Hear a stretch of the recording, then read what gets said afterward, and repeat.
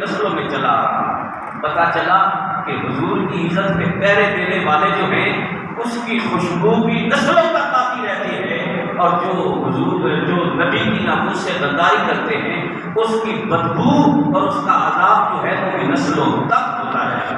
یہ اتنا بڑا جرم ہے، اتنا بڑا یہ جرم ہے، یہ اتنا بڑا گناہ۔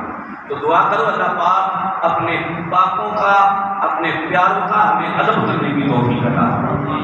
اللہ ان کی سچی سچی محبت ہمیں نصیب فرمائے۔ تو حضرت ابراہیم علیہ السلام جب آگ کے لیے آگ کو جلا دیا گیا اور آگ کے شعلے آسمان سے باتیں کرنے لگے، تو اب مسئلہ یہ پیش آ گیا کہ قریب کوئی نہیں جا سکتا، اندر کیسے پھینکے؟ تو ابلیس لعین جو تھا وہ شیخ کبیر کی شکل میں، بوڑھے آدمی کی شکل میں آیا، نمرود کو آ کے دعائیں دینے لگا، کہنے لگا تو مجھے نہیں جانتا، میں جنگلوں میاں بانوں میں رہتا ہوں، وہاں تیری سلطنت کے لیے ہر وقت دعائیں کرتا رہتا ہوں، مجھے پتہ چلا ہے تو مشکل میں ہے تو میں فوراً آ گیا تیرے لیے۔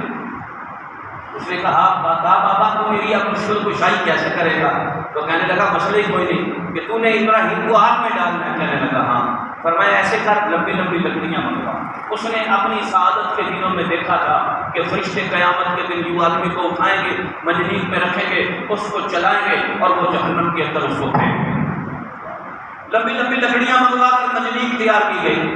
پھر منجنیق کے اندر اس نے ایک پتھر رکھا اور اس پتھر کو پھینکا تو وہ آگ میں گرا۔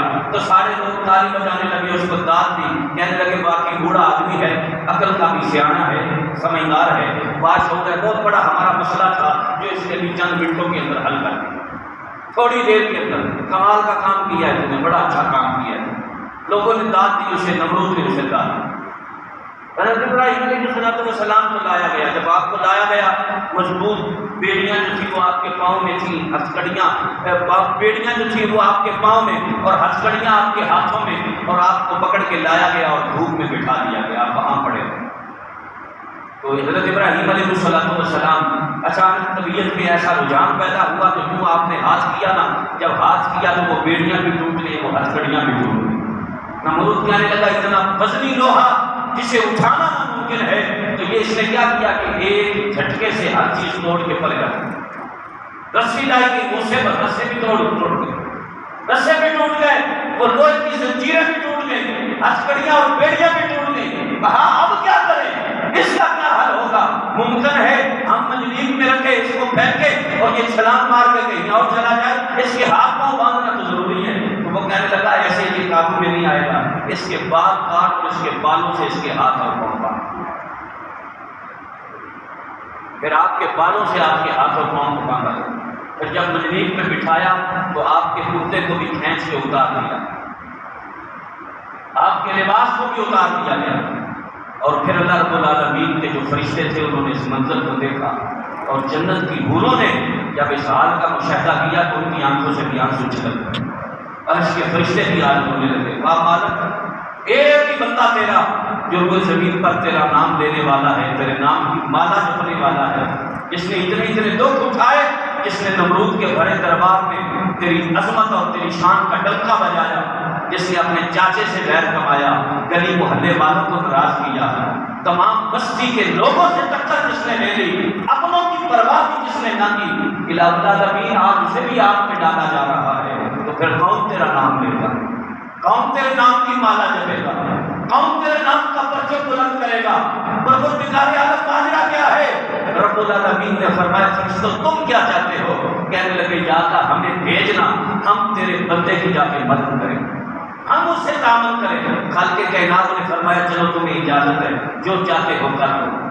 زمین کا فرشتہ آ گیا، کہنے لگا مجھے حکم کرو اس جگہ کو میں اکھیڑوں، اس آگ کو اکھیڑ کے ان نمرودیوں کے اوپر میں الٹا کر دوں، تباہ و برباد ہو جائے، جل کے راکھ ہو جائے۔ فرمایا تم چلے جاؤ، مجھے تمہاری ضرورت نہیں۔ پانی کا فرشتہ آ گیا، کہنے لگا حکم کرو طوفان نوح سے بڑا طوفان چھوڑو، زمین بھی پانی اگلے، آسمان بھی پانی برسائے، آگ بجھ جائے گی، یہ غرق ہو جائیں گے، ڈوب جائیں گے، تباہ و برباد ہو جائیں گے۔ فرمایا تو بھی چلا جا، مجھے تیری بھی ضرورت نہیں۔ ہوا کا فرشتہ آیا، کہنے لگا مجھے حکم کرو، میں اس کی دیواروں کو جڑوں کو نیچے سے اکھیڑتا ہوں اور اس آگ کو ان کے اوپر الٹا کے رکھ دیتا ہوں۔ کہا تو بھی چلا جا، مجھے تیری بھی ضرورت نہیں ہے۔ فرشتوں کا سردار اب اس کے صبر کا پیمانہ بھی لبریز ہو گیا، محبت کے تلاطم کاٹے مارنے لگے اور الفت کے جذبات اور لڑائیاں لینے لگے۔ حضرت جبریل امین کہنے لگے پروردگار مجھے بھی اجازت دے، میں بھی تیرے نبی کی خدمت کے لیے چلا جاؤں۔ اللہ رب العالمین نے فرمایا چل تو بھی شوق پورا کر۔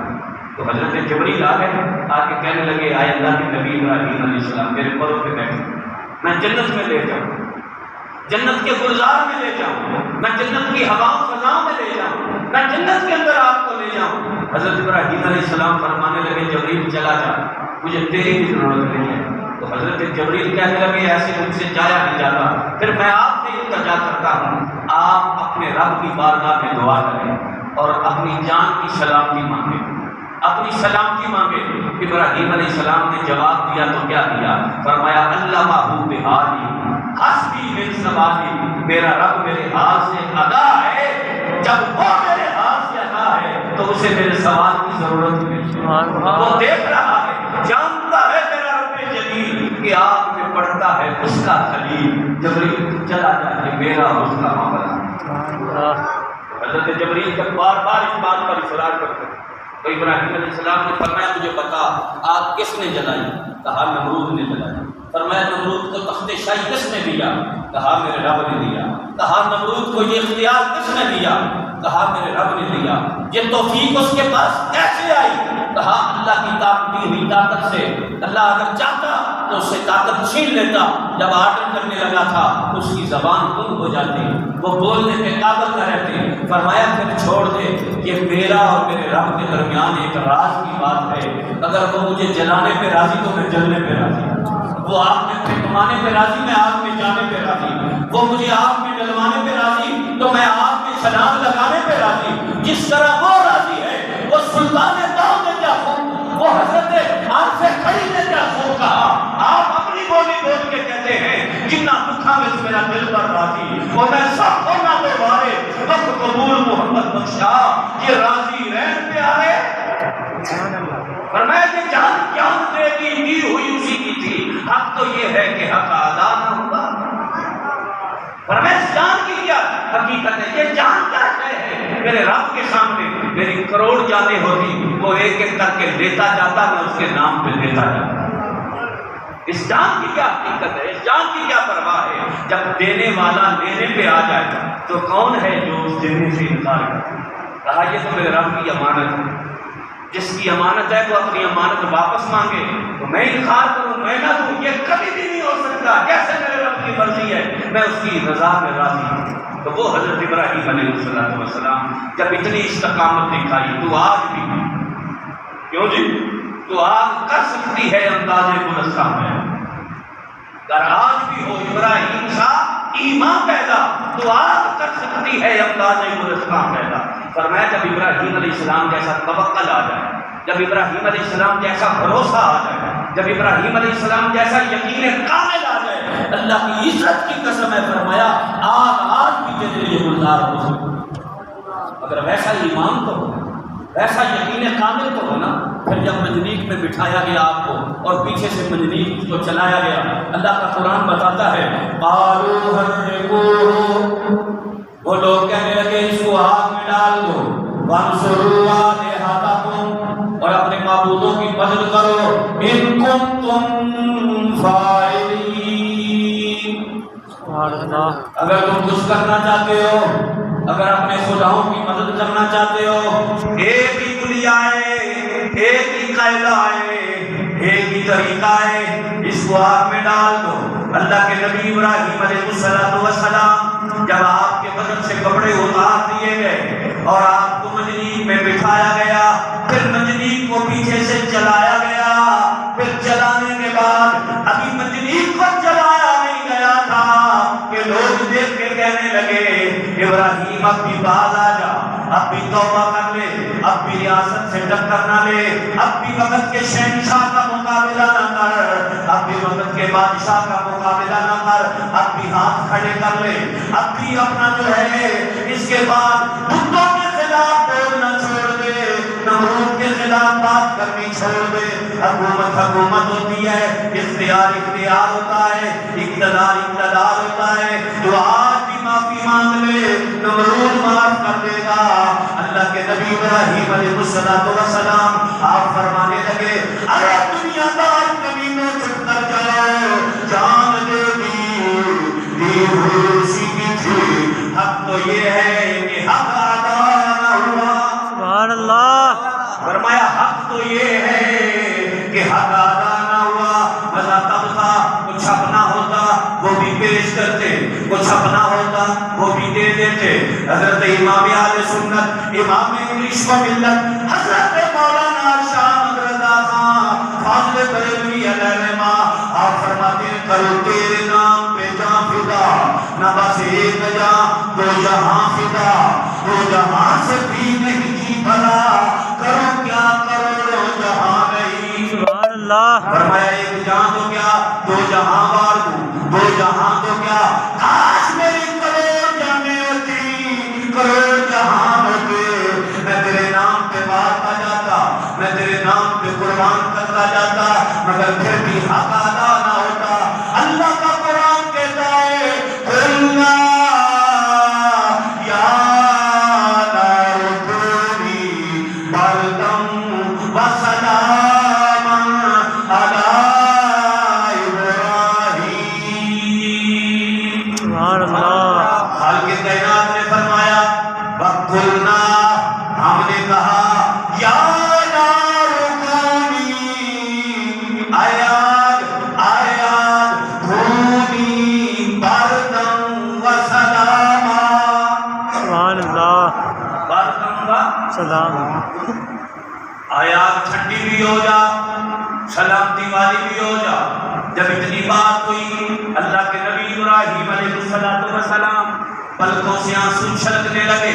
خالق کائنات نے فرمایا آئی ابراہیم مجھے بتا تو صحیح کہ ماجرا کیا ہے، تیرے چچا نے گھر سے نکالا، تو نہ رویا، در بدر ہوا، تو نہ رویا، وقت کے بادشاہ سے ٹکر لے لی، تو پھر بھی نہ رویا، پورا محلہ، پوری بستی، پورا علاقہ، پورا شہر، پورا ملک تیرے مخالف ہو گیا، تو پھر بھی نہ رویا، تو نے بتوں کو توڑا، میری توحید کا ڈنکا بجایا، تو پھر بھی نہ رویا، تیرے ہاتھوں میں ہتھ کڑیاں آئیں، تو پھر بھی نہ رویا، پاؤں میں بیڑیاں آئیں، پھر بھی نہ رویا، قید خانے میں گیا، پھر بھی نہ رویا، مگر جب آپ کو ہم نے گلزار کیا تو تیری پلکوں سے آنسو چھلکنے لگے۔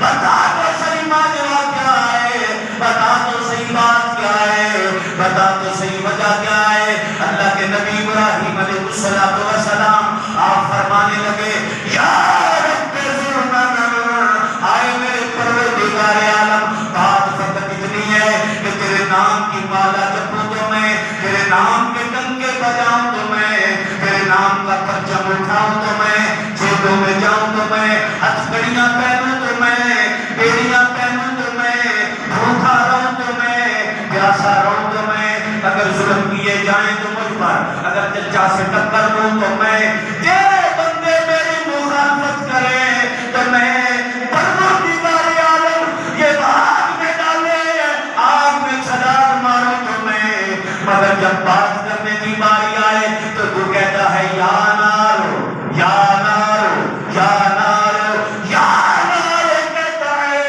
تو یا ابراہیم کہہ دیتا، میرا کچھ نہ بچتا، مجھے پرواہ نہ تھی۔ سبحان اللہ۔ نہیں سمجھ آئی؟ سبحان میرا اللہ۔ کچھ نہ بچتا، جب مخاطب کرنے کی بات آئی، جب بات کرنے کا وقت آیا، تو نے کہہ دیا یا نارو، بات آج سے کر رہا ہے، تو میرے ساتھ بات تو کرتا۔ یہاں پھر لاہور کا قلندر کہتا ہے تو عالم سے کرتی ہے بیگانہ دل کو، سبحان اللہ۔ تو عالم سے کرتی ہے بیگانہ دل۔ تو عالم سے کرتی ہے بیگانہ دل کو۔ کہا یہ غازی کہ تیرے پراسرار بندے جنہیں تو نے بخشا ہے ذوق خدائی، تو نیم ان کی ٹھوکر سے صحرا و دریا، سمٹ کر پہاڑ ان کی ہیبت سے رائی، اور تو عالم سے کرتی ہے بیگانہ دل کو، عجب چیز ہے لذت آشنائی۔ سبحان اللہ۔ نعرہ تکبیر، نعرہ رسالت، نعرہ تحقیق، نعرہ حیدری، تاجدار ختم نبوت، تاجدار ختم نبوت۔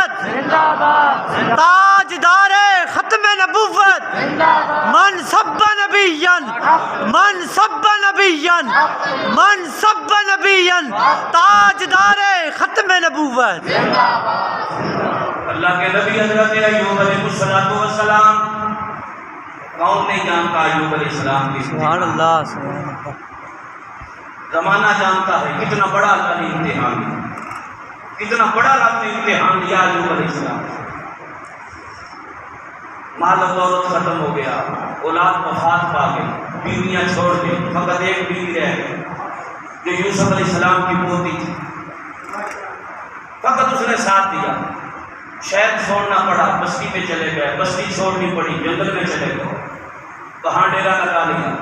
پورے بدن میں بیماری جو تھی اس نے اپنے پنجے گاڑ لیے۔ وقت گزرتا گیا، پھر جب اللہ تعالیٰ نے صحت کے دن عطا فرمائے تو ایک دن آپ کی زوجہ نے پوچھا، حضرت ایوب علیہ السلام کی بیوی، کہا اللہ کے نبی وہ دن اچھے تھے یا نہیں یہ دن اچھے؟ آپ نے عیش و عشرت کے دن بھی دیکھے، سکھ کے دن بھی دیکھے، پھر دکھ بھی آیا، اب پھر اللہ نے سکھ دے دیا، وہ دن اچھے تھے یا یہ دن اچھے ہیں؟ تو حضرت ایوب علیہ السلام فرمانے لگے اللہ کی عزت کی قسم ہے صحت کے دنوں سے بیماری کے دن اچھے ہیں۔ سبحان اللہ۔ تو بیوی نے پوچھا وہ کیسے؟ دنیا حیران تھی کہ اتنا بڑا امتحان اللہ کے نبی میں آ گیا، آپ کہتے ہیں کہ بیماری کے دن ان صحت کے دنوں سے اچھے تھے۔ تو آپ فرمانے لگے وہ اس لیے جب میں بیمار تھا تو میرا اللہ روز مجھ سے پوچھتا تھا میرے نبی بتا تو اس حال میں مجھ سے راضی ہے؟ سبحان اللہ۔ بس اس کا پوچھنا تھا کہ میرے سارے درد دور ہو جاتے، میرے سارے دکھ دور ہو جاتے۔ اس پوچھنے میں اتنی لذت تھی، تو عالم سے کرتی ہے بیگانہ دل کو اگر چیز ہے لذت عاشقہ۔ تو جب سے تندرست ہو گیا ہوں، اب بھی کلام تو ہوتا ہے مگر اس طرح نہیں پوچھتا تیرا کیا حال ہے۔ اس پوچھنے میں اتنی مٹھاس تھی اور اتنی حالات۔ ابراہیم علیہ السلام اللہ کی بارگاہ میں یا اللہ جب بات کرنے کی باری آئی تو یا نارو، رب العالمین نے فرمایا میرا ابراہیم تو دیکھتا نہیں ہے اسحاق کی کیا حیثیت ہے، تو نے وہاں جانا ہے اس لیے پوچھ رہا، تو نے وہاں جانا ہے اس لیے اسے مخاطب کیا ہے کہ یا نارو کونی بردم و سلاما علی ابراہیم، یا میرے ابراہیم پہ ٹھنڈی بھی ہو جا اور سلامتی والی بھی ہو۔ اگر اللہ سلامتی سلامات یہ ارشاد نہ فرماتا تو مفسرین بیان فرماتے ہیں آگ اتنی ٹھنڈی ہو جاتی، اتنی ٹھنڈی ہو جاتی کہ اس کی ٹھنڈک کی وجہ سے تکلیف ہو۔ تو برداشت کے ساتھ اللہ رب العالمین نے سلام بھی فرمایا تاکہ اتنی زیادہ ٹھنڈی نہ ہو جائے کہ جس سے میرے خلیل کو تکلیف پہنچے۔ حضرت ابراہیم علیہ السلام اللہ کے وہ نبی پوری زندگی امتحانات میں ہوئے، پوری زندگی۔ پھر جب آپ آگ سے باہر آئے تو نمرود کہنے لگا ابراہیم تیرے عقیدے کے مطابق تیرا رب ہر جگہ پہ ہے، تو کیا ایسا ممکن نہیں کہ تو یہ علاقہ چھوڑ کے کہیں اور چلا جائے؟ فرمایا کوئی حرج نہیں ہے، کہیں اور چلے جاتے، کوئی مسئلہ نہیں، کہیں اور چلے جاتے۔ آپ نے وہاں سے ہجرت کی، جب وہاں سے ہجرت کی تو شاہ حیران کی بیٹی جو تھی حضرت مائسارہ، بعض مفسرین نے فرمایا کہ وہ آپ کی چچا ذات تھے، انہوں نے بھی ساتھ ہجرت کا ارادہ کیا، تھوڑا سفر کیا، اللہ کی طرف سے حکم آ گیا اس سے نکاح کا، تو آپ نے حضرت مائسارہ سے نکاح فرمایا۔ اب یہ واقعہ بڑا طویل ہے کہ آگے پھر آپ مصر گئے، وہ مصر کا بادشاہ خدا ہوا ایسا ظالم اور جابر تھا کہ اس نے قانون بنایا ہوا تھا جس عورت کی شادی ہو پہلے بادشاہ کے پاس آئے پھر اپنے شوہر کے گھر میں، جو پسند آتی رکھ لیتا جو نہ پسند آتی اسے چھوڑ دے۔ کون پوچھنے والا تھا؟ حضرت ابراہیم علیہ السلام کو خبر ملی، صندوق بنوایا، اس میں حضرت مائسارہ کو رکھا، ایک دراز گوش خریدا، اس کے اوپر سوار کیا، آپ لے گئے۔ جب آگے گئے بارڈر پہ تو وہاں اس کے جو گماشتے کھڑے تھے انہوں نے روک لیا، کہا تلاشی دے، فرمایا میرا قیمتی سرمایہ ہے، مناسب ٹیکس لے لو جانے دو۔ کہنے لگے نہیں تلاشی دے۔ جب انہوں نے تلاشی دی تو اندر حضرت مائسارہ، مورخین بیان کرتے ہیں کہ آپ کو یوسف ثانی کہا جاتا تھا حضرت سارہ، جب وہ پکڑ کے لے گئے بادشاہ کے پاس تو اس نے دست درازی کی کوشش کی تو حضرت مائی سارہ کیونکہ اللہ کے نبی کا حرم تھی تو یہ کیسے ہو سکتا تھا کہ اللہ تعالیٰ اپنے نبی کے حرم میں کسی کو خیانت کرنے دیتا. اس کا ہاتھ شد ہو گیا, اس کے بدن پہ لرزہ طاری ہو گیا اور پورے اس کے محل کے اندر لرزہ آ گیا. اس نے توبہ کی, معافی مانگی. جب معافی مانگی تو اس کا بدن ٹھیک ہوا اور حضرت سارہ کو جانے لگی تو اس نے پھر دست درازی کی کوشش کی تو پھر اس کی وہی حالت بن گئی. ادھر ابراہیم علیہ السلام نے دعا مانگی, اللہ نے وہ اس محل جو تھا اس کے در و دیوار ایک شیشے کی مانند کر دیے. آپ پیر کھڑے ہو کے سارے حالات کا مشاہدہ کر رہے ہیں. سبحان اللہ. اس نے پھر توبہ کی, معافی مانگی حضرت سارہ سے تو آپ نے اس کو معاف کر دیا. جب معاف کیا تو وہ پھر ٹھیک ہو گیا. جب پھر ٹھیک ہوا تو وہ پھر اپنے ارادے سے باز نہ آیا. اس نے پھر جب دست درازی کی کوشش کی تو اللہ تعالیٰ نے پھر اس کو اسی عذاب میں مبتلا فرما دیا. جب پھر اسی عذاب میں اللہ تعالیٰ نے اسے مبتلا فرمایا تو اس نے پھر توبہ کی, اب سچی توبہ کی, معافی مانگی. حضرت سارہ نے دعا کی, اللہ تعالیٰ نے اسی عذاب کو دور فرما دیا. سبحان اللہ. اور وہ جو زلزلہ آیا تھا اس کے محل کے اندر وہ بھی رک گیا. حضرت ابراہیم علیہ السلام نے جب اس منظر کو دیکھا تو اس نے ایک عورت جس کا نام حاجرہ تھا اس نے کہا آج ہوگا دعا ہے کا, یہ تیری دعا کا حاجر ہے. وہاں سے آپ کا نام حضرت مائی حاجرہ پڑ گیا. حضرت حاجرہ بھی ایک بادشاہ کی بیٹی تھی. اس بادشاہ کو اس علاقے میں جنگ کی, وہاں فتح کی اور ان کو وہاں سے قید کر کے پکڑ کے یہاں لے آئے. تو وہ کہنے لگا کہ تو کہ اللہ کی اتنی بڑی مقبول بندی ہے تو اس تیری دعا کی وجہ سے اگر میں تجھے تحفہ پیش کروں گا تو وہ تیری شجاعت شان ہی ہونا چاہیے. بعض لوگوں نے کہا کہ حضرت حاجرہ لونڈی تھی. آپ لونڈی نہ تھی, حسب و نسب کے اعتبار سے آپ قبطی قبیلے کے بادشاہ کی بیٹی تھی. یہ مورخین نے اپنی کتابوں کے اندر قصص الانبیاء کے اندر بھی یہ بات ذکر کر. تو حضرت ابراہیم علیہ السلام باہر کھڑے یہ سارا ماحول دیکھ رہے تھے. آپ نے شکرانے کے نفل پڑھے اللہ کی بارگاہ میں کہ یا اللہ تیرا شکر ہے تو نے میرے حرم کو سلامت رکھا, میری عزت کو تم نے سلامت رکھا. تو جب آپ باہر تشریف لائی حضرت مائی سارہ تو ساتھ حضرت مائی حاجرہ بھی.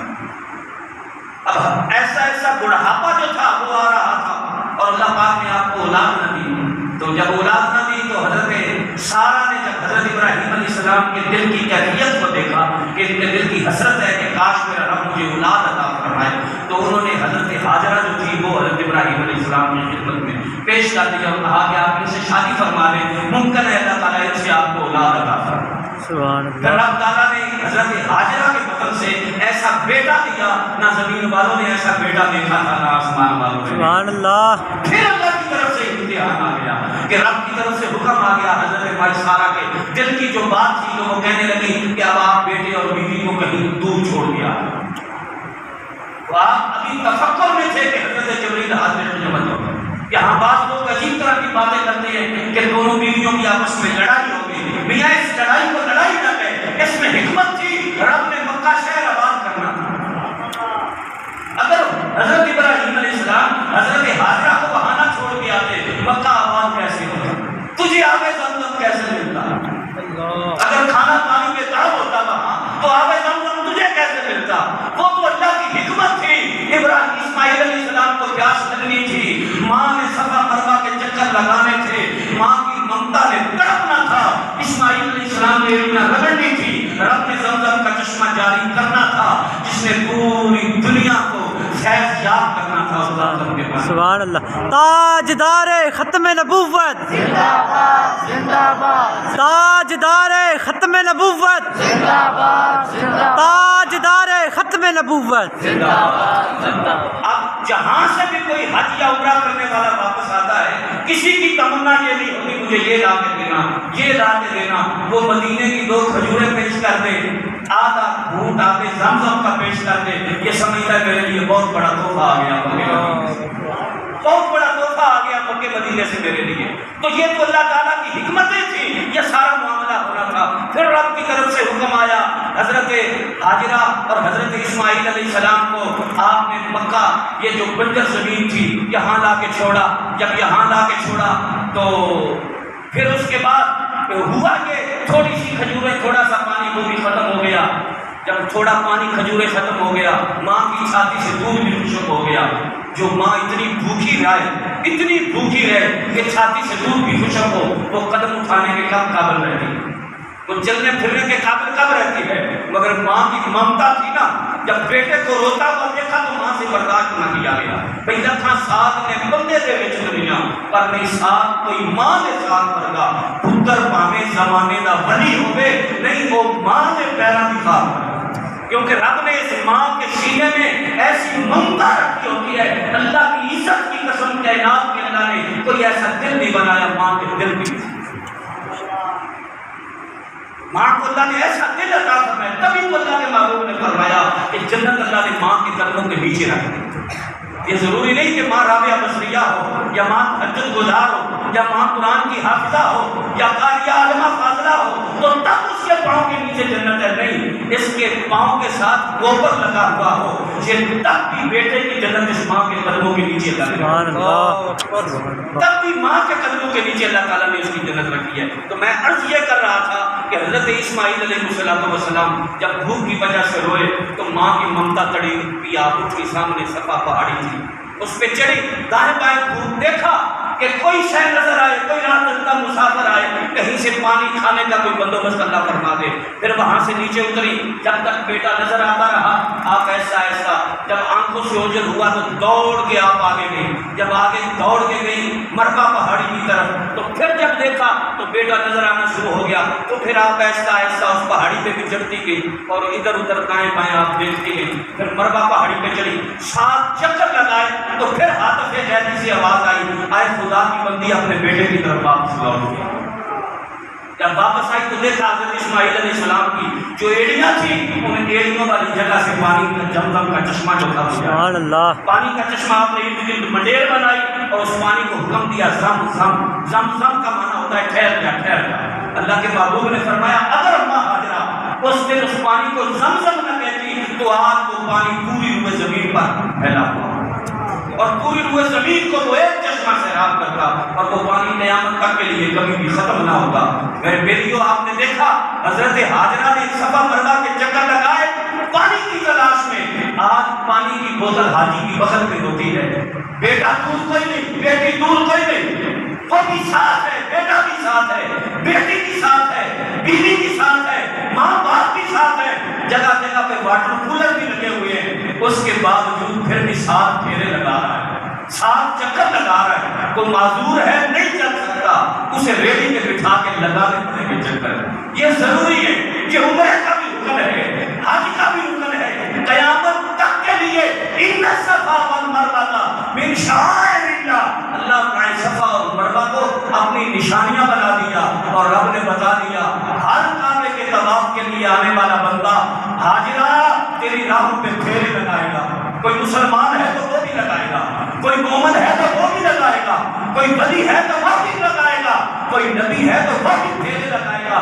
جب تک تیری طرح 7 چکر نہیں لگائے گا میں نہ حج قبول کروں گا نہ عمرہ قبول کروں گا۔ سبحان اللہ، تو اس کے پیچھے ایک بڑی داستان تھی، ایک ماں کی ممتا تھی جو اپنے جگر کے ٹکڑے کے لیے تڑپی۔ پھر ایک قافلہ وہاں سے گزرا قبیلہ بنی جرح کا، ان کا راشن پانی یہاں آ کے ختم ہو گیا، جب ختم ہوا انہیں بھوک اور پیاس سے توڑا، وہاں کو ٹھہر دو، پرندوں کا ایک غول اٹھتا نظر آیا، جو کرنٹ لوگ تھے کہنے لگے اس علاقے میں پانی تھا تو نہیں مگر کوئی نہ کوئی چشمہ نکل پڑا ہے، یہ پرندے اس بات کی عکاسی کر رہے ہیں۔ انہوں نے کھوج لگایا، جب دیکھا ایک عورت ہے گود میں بیٹا ہے، سامنے پانی کا چشمہ، کہا اماں جی اجازت دو تو پی لے، فرمایا بیٹا پی لے۔